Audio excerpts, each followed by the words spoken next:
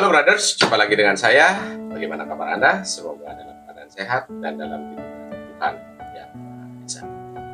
Jika berbisnis itu semudah kata-kata para motivator yang ada di YouTube, TikTok, maupun Instagram, maka semua orang akan menjalankan bisnis, dan itu adalah satu-satunya jalan yang akan diambil dalam membangun sebuah kekayaan dari orang-orang pada zaman kala. Tetapi pada kenyataannya tidak.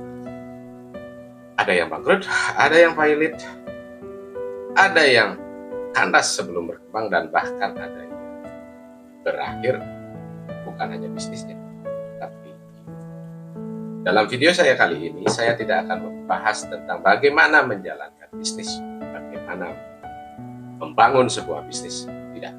Tapi saya akan membagikan pengalaman saya, bagaimana saya mengalami kebangkrutan, dengan apa saja hal-hal yang harus kita hindari jika kita ingin membangun sebuah bisnis dari nol.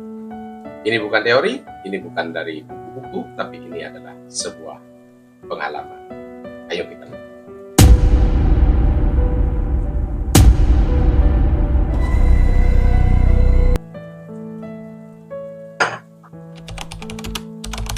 Yang pertama, jangan membangun sebuah bisnis karena dasar ikut-ikutan. Mungkin pergaulan Anda banyak. Punya teman yang bisnis kopi sukses, lalu Anda ikut-ikutan bisnis kopi. Punya teman yang bisnis angkringan sukses, lalu Anda ikut-ikutan bisnis angkringan. No, jangan lakukan itu. Lakukan bisnis di mana skillnya yang sudah Anda kuasai. Karena jika Anda memulai bisnis atas dasar ikut-ikutan tanpa skill yang Anda miliki, maka itu adalah jalan kebangkrutan pertama.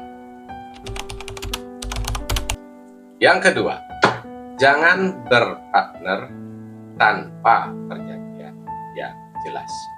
Bisa saja Anda berpendapat bahwasanya, oh, bukan saya yang jalanin bisnisnya, saya memiliki partner yang mengetahui skill di dalam menjalankan bisnis tersebut.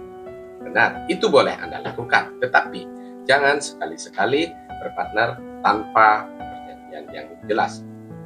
Bisa saja teman Anda ajak tidur bareng, bangun itu berpuluh-puluh tahun, tetapi ini adalah sebuah bisnis. Bisa saja juga saudara ini, bahkan saudara Anda yang dari kecil Anda berbagi sepiring nasi berdua, tapi ketika sudah berbicara masalah bisnis, itu adalah berbicara tentang tanggung jawab dan kewajiban. Nah, ini akan urusannya tentang uang. Jika sudah berbicara tentang uang, itu sudah tidak mengenal saudara, tidak mengenal teman. Maka perjanjian bisa menjadi salah satu cara untuk meminimalisir sebuah kecurangan-kecurangan ataupun manipulatif antara Anda dan partner Anda. Yang ketiga, jangan memulai sebuah bisnis dengan berdasarkan pada hutang. Boleh saja di dalam rencana bisnis Anda, di dalam proyeksinya, Anda bisa, contohnya dalam sebuah bisnis jualan sempak misalnya, Anda bisa memproyeksi dalam sebulan itu bisa mendapatkan keuntungan 10 juta rupiah dengan mengambil hutang. Kemudian nilai hutangnya misalnya per bulan 5 juta ataupun 7 juta rupiah, masih Anda menyisakan margin 3 juta, itu pun sebenarnya jangan. Karena apa? Karena di dalam sebuah bisnis yang apalagi ini baru akan dibangun, baru akan merintis, itu kita tidak tahu fluktuasinya di dalam bulan, berapa tahun ke depan. Maka dari itu, hutang ini adalah justru menjadi sebuah beban yang menghantui kita di dalam bisnis. Karena apa? Karena hutang ini dimintanya itu setiap bulan, no delay.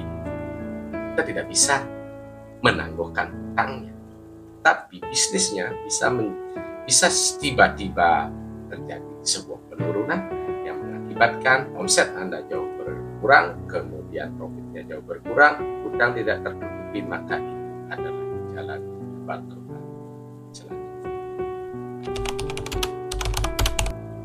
Yang keempat, jangan asal percaya pada supplier ataupun vendor.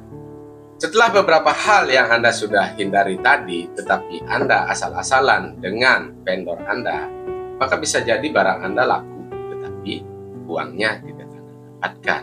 Nah, apalagi yang tidak melakukan step by step-nya tadi, bisnisnya dimulai dengan hutang, kemudian Anda tidak tahu skill dalam menjalankan bisnisnya, ditambah lagi dengan uang yang Anda seharusnya dapatkan ditahan oleh vendor, maka itu adalah kebangkrutan selanjutnya. Kenapa? Konsentrasi Anda tentu saja akan pecah. Hutang ditagih, bisnis tidak jalan, uang Anda tertahan di vendor. Lalu Anda bisa apa selain mengakhiri hidup?